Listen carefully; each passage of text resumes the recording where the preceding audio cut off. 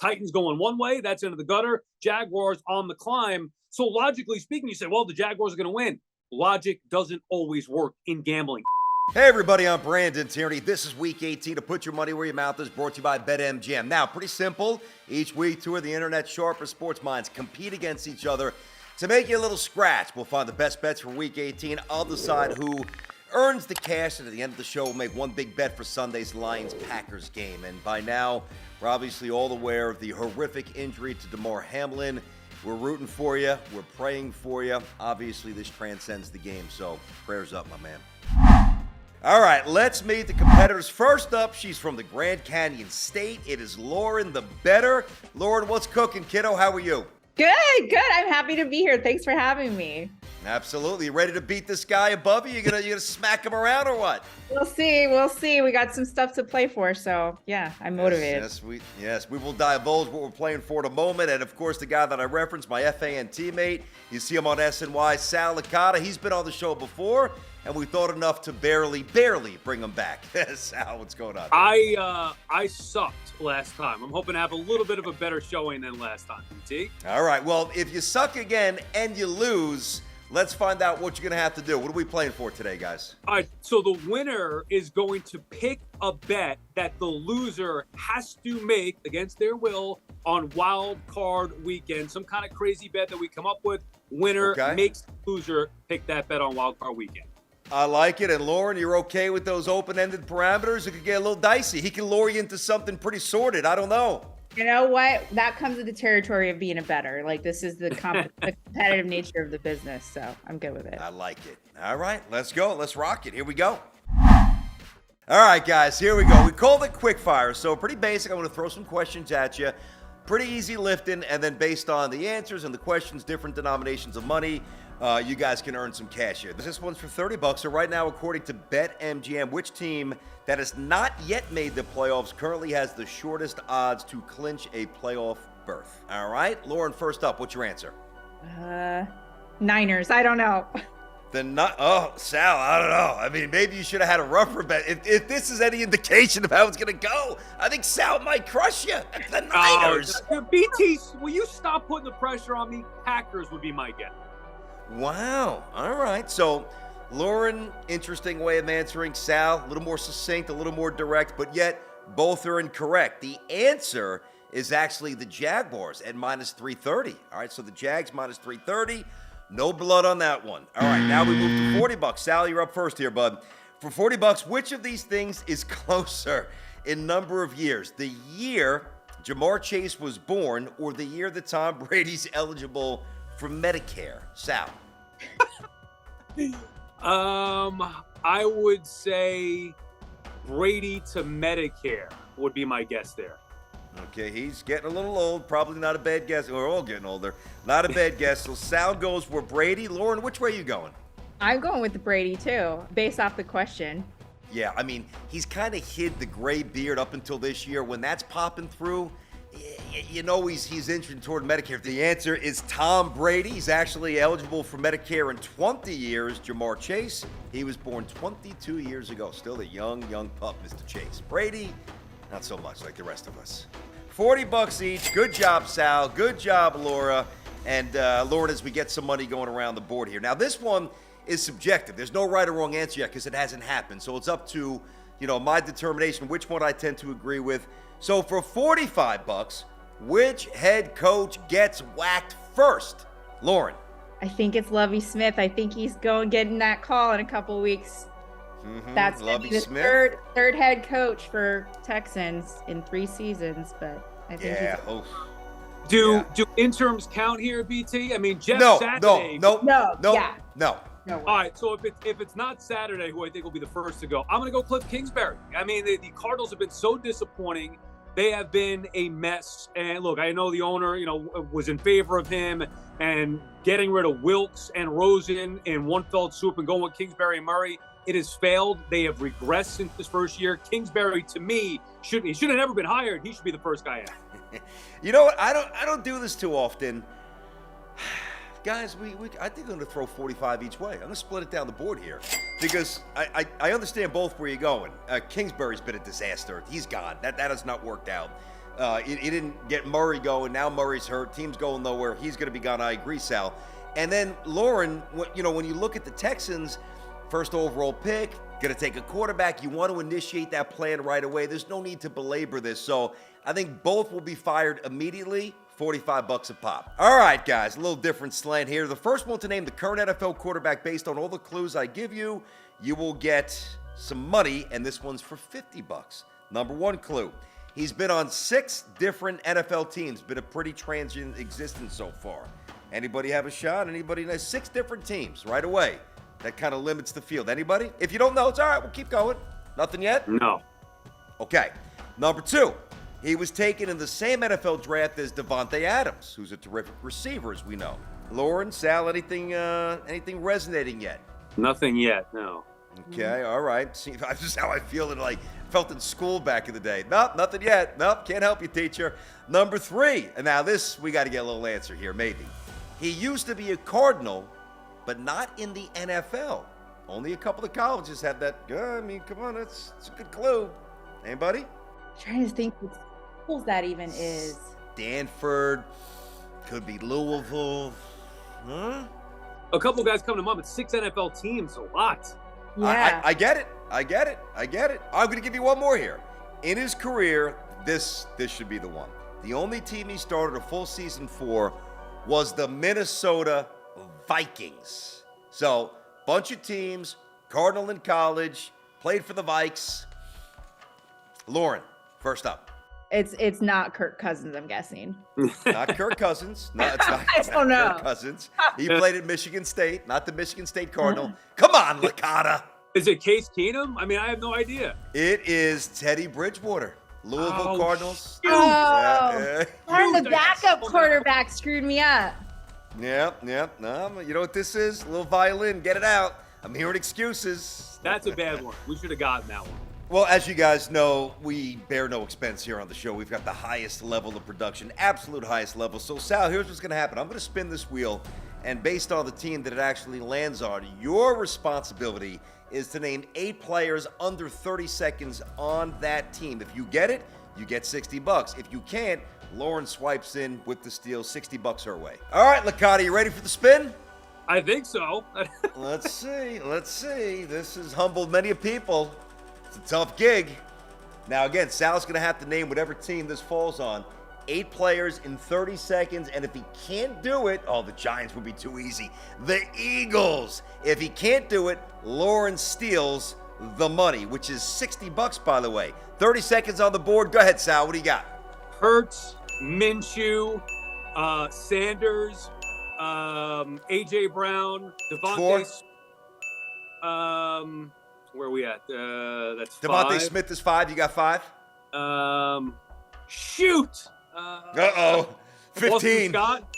There you go. 6. Gainwell. 7. 9. Dallas Goedert. 8. Who? Goddard? Got it. Goddard. There you go. Nice, I am Licata. the All right. smartest man alive. Hook him up. Nice. I Nice probably could have job. done any other team, but the Eagles, for some reason, I know. All right, guys, let's keep it moving. We move to a little something we call Take Two. This is very simple. I'm going to give you 2 marquee matchups, or relatively marquee matchups at this point. For $50, I want to hear your best bet, your best play, whatever you're moving to, and whichever one I like the best, I'll assign the $50 to. Let's go. All right, Jets. God, I can't stand them. I detest them. They are such losers, the Jets. Jets plus 1.5 at the Dolphins. Sal, what do you have? Didn't you say marquee matchup? I don't think the Jets-Dolphins, unfortunately, anymore, BT, is a marquee matchup. I have to go with your Jets here. Both these teams, the wheels have fallen off. They've each lost 5 in a row. I'm going to take the Jets, though, plus 1.5, because if I thought the Jets, with Mike White back at quarterback, could go into Seattle and win, and I did, I look like an idiot, but I did, then I certainly think they could go down there and take care of a Miami team that is in disarray, that I just don't believe in the head coach. And I have to believe that the Jets players will fight hard for Saleh on the way out this year and maybe put at least a nice positive feel to an otherwise decent season, although they fell short of the postseason. Give me the Jets plus 1.5 on the road at Miami. Oh, wow, that's interesting. Jets haven't scored a touchdown in 2 games. They're potentially going to lose 7 of 8 to finish the season. Their head coach forgot how to call the timeout.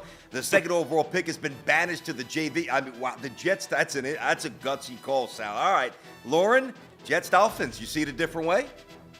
You know what? Bottom line, I see it the same way, but for different reasons. So I'm also on the Jets plus 1.5. What I really love about this matchup is actually on the coaching. So both these coaches, former Niners coaches, and I love that dynamic. These guys know each other. They know the plays. They have very similar core memories in terms of their like prior experiences working together. So I love that element of it. I also love the idea that, you know, these Jets guys are going down to Miami for their last game of the season. They don't give a shit. They're just ready to party. They're going to go out with a bang. You know, they're going down. Yeah. I mean, this is like an awesome work trip for them. So I think the Jets are going to go into it with a good attitude, and I think they'll look pretty good relative to the Dolphins. So here's the thing. You hit on something. They don't give a shit, which means they go down to Miami and they hang out till 4:12 in the morning, and they don't care what happens. And I usually skew optimistic. For those who don't know, I'm a big Jets fan. You know, Sal, our boy Benengo, he kind of goes negatively. I go the other way. I think this team's cashed out. I think they've tapped out. I think they could have a new coach. I think everything is on the table for the Jets. I can't give you guys a nickel, let alone $50 for riding with the Jets. 0 for both of you guys. I think the Jets are done. All right, guys, big donut. No blood right there. No harm, no foul. Lauren, your turn first. Here we go. Titans is a big number. Titans plus 6.5 against the suddenly red-hot, surging, awesome-looking Jaguars. Lauren, which way are you going here? Who'd have guessed, but I'm going with the Jaguars on this one.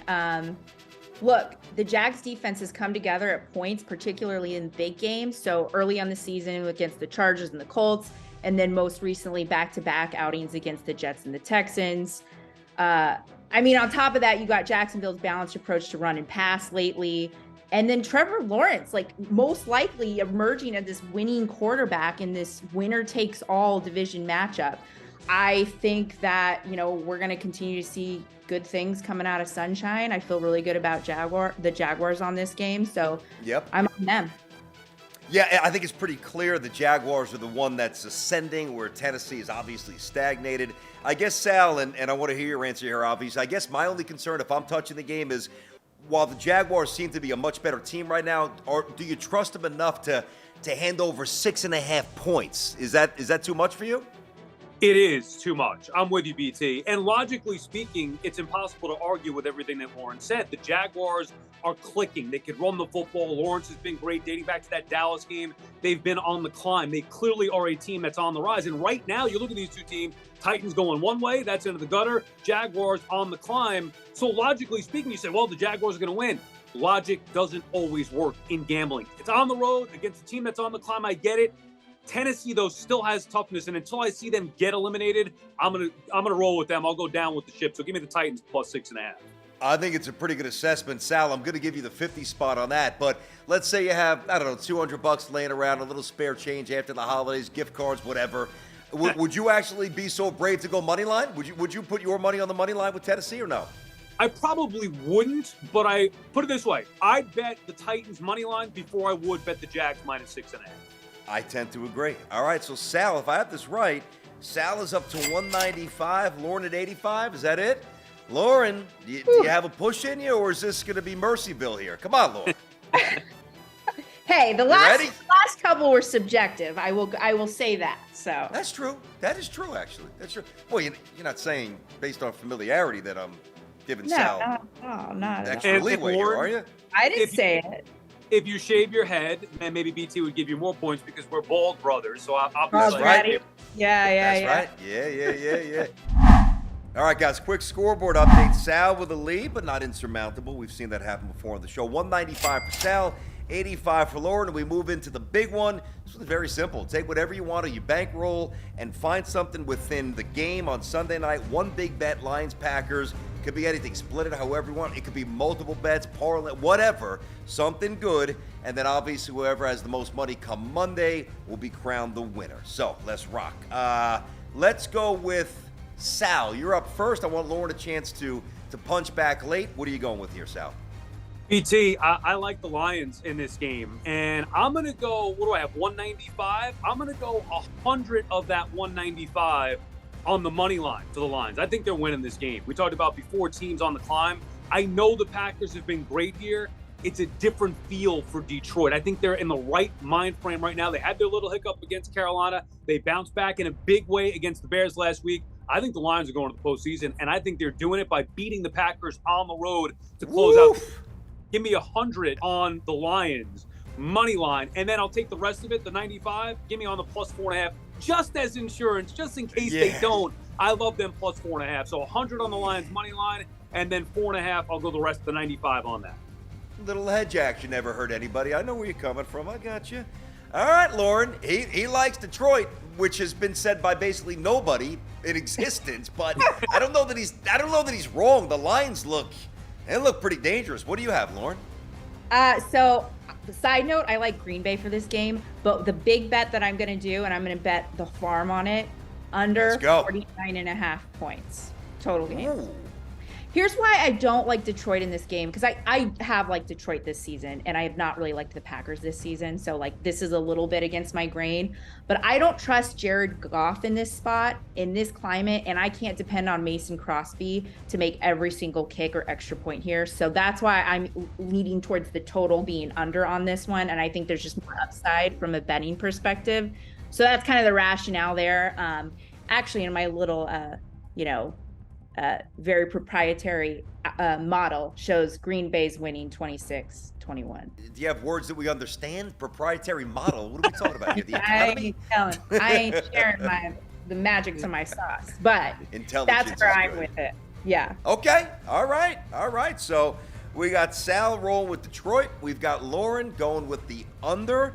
Both good plays. Good luck to both of you guys, and belated Happy New Year. Good work today, man. Thanks, BT. Happy New Year. All right, let's go. Lauren, we'll see you. Thank you. Had to just about wrap it up for the regular season. Don't worry, we're back for the entire playoff run. Now, don't forget to like and subscribe, comment below with your locks for the week. And if you want to show support for Damar Hamlin, we've also added a link to the Hamlin Family Charity in the description below. Thanks for watching, and we'll see you next week right here on the show.